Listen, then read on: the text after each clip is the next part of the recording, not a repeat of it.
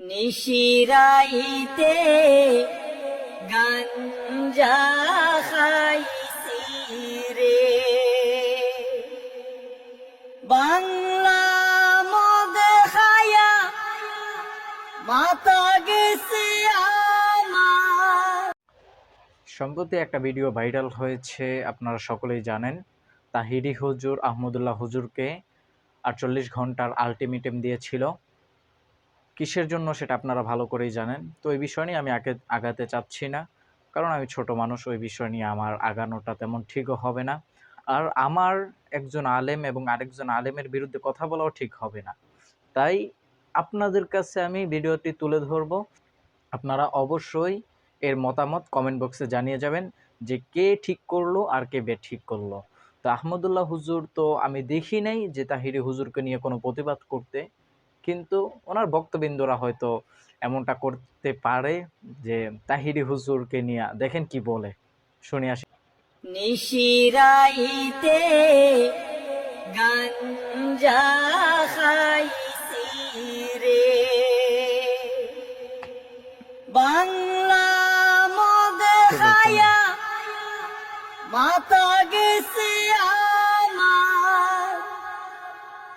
কি মদ আমায় দিছে রে আহা, নিশিরাইতে গাঞ্জা খাইছি রে,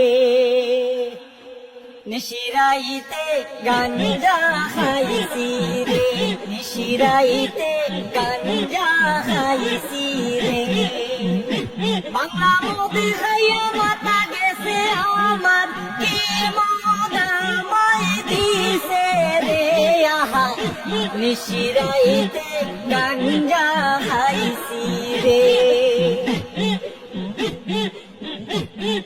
বোতলে বোতলে মদ না হইলে, বোতলে বোতলে মদ না হইলে মনের পিনিক আমার উঠে না রে আহা, নিশিরাইতে গাঞ্জা খাইছি রে, নিশিরাইতে গাঞ্জা খাইছি রে।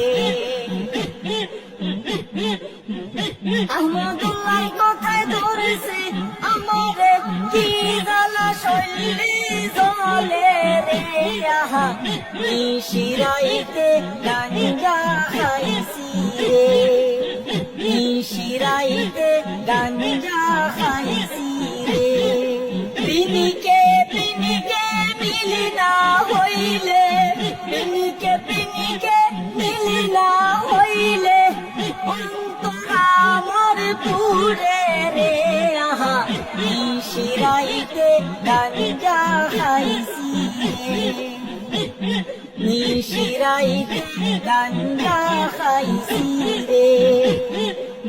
তো তাহিরি হুজুরের মাহফিল থেকে একজন বলতেছে যে আহমদুল্লাহ হুজুরের 2 গেলে জুতা মারো তালে তালে। বিষয়টা খুবই কষ্টজনক। আমার কথা হচ্ছে ভাই, আলেমে আলেমে দ্বন্দ্ব হলে সেটার সমাধানও আলেম আলেম করবে। আমাদের তো করার কোনো চান্সই নাই, যেটাকে বলে। আমরা তো এগুলা করতে পারবো না। যদি আলেম আলেম দ্বন্দ্ব করে, আলেম আলেমই তার সমাধানে আসবে, তারা তাদের সমাধান করে নিবে। কিন্তু আমাদের এত বাড়াবাড়ি করাটা কি উচিত হচ্ছে? এটা অবশ্যই কমেন্ট করে জানান।